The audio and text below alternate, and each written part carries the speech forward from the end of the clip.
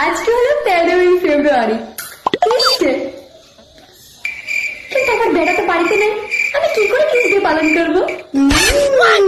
Idea, আমার আবার সেই brain, engineer brain.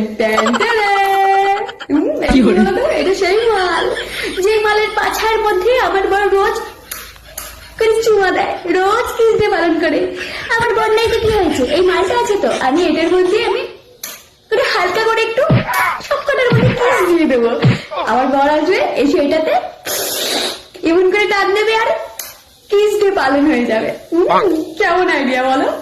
Kiss day, বাবা রে বাবা, কিস ডে।